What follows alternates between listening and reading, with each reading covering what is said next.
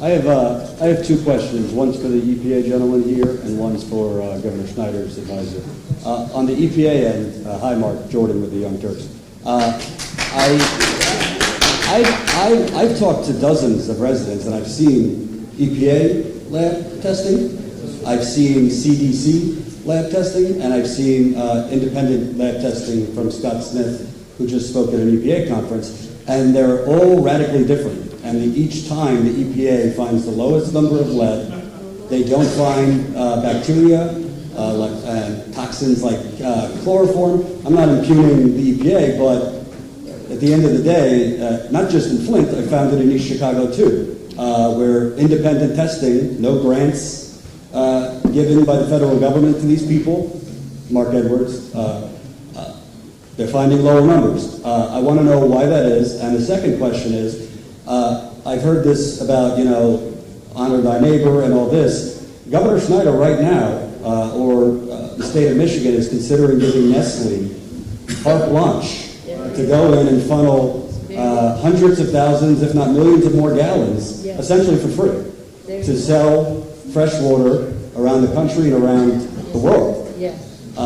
That's in addition to, while this has been going on, Governor Schneider has given billions in tax cuts to corporations, billions in tax cuts to wealthy people. Why is it that Nestle right now is under consideration to drain the fresh water in Michigan?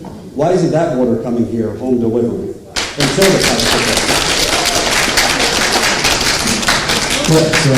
thanks for the question, Jordan. There were two sides to the analytical question that you asked. There was the biological side, and then there's the chemistry side, lead, total trihalomethanes, etc.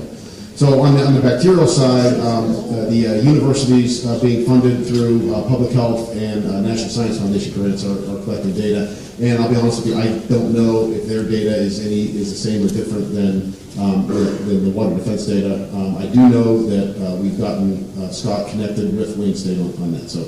So that's that piece of it. Unfortunately, I can't comment on it because I'm just not as familiar.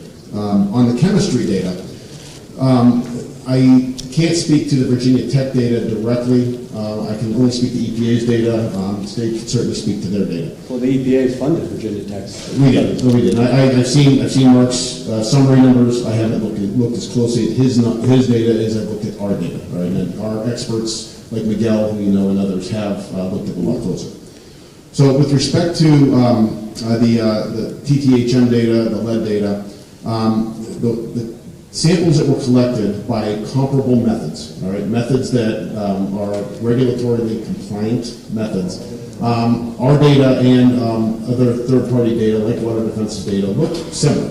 We did side-by-side comparisons of that data, and we see that data look similar. And the numbers, even Scott's, using those methods are below regulatory levels.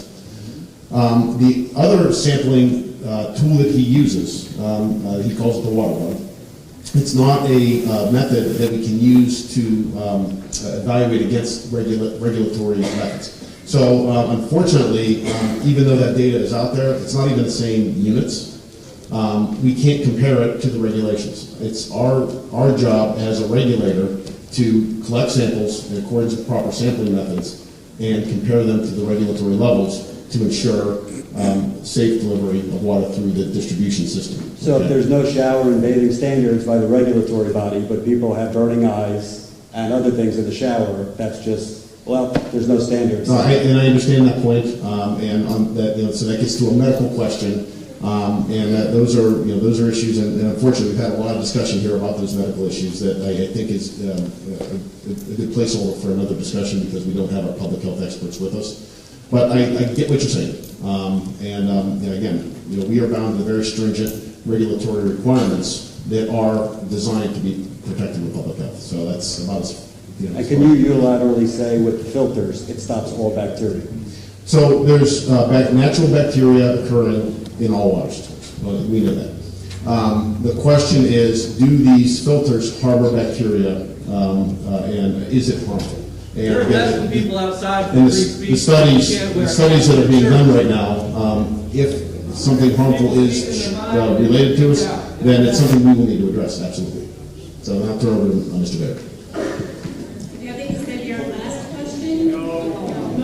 let me just try to address, I'm not directly involved. I only know pretty much what I've read in the papers, but I know that no decisions have been taken on the Nestle thing. DEQ is basically doing, and maybe George or Bryce have better insight than I do, but there are a variety of considerations before granting permission to extract that additional water that's being asked, and I know they're going through that process, and there is no predetermined answer to the best of my knowledge. If you want to speak to it.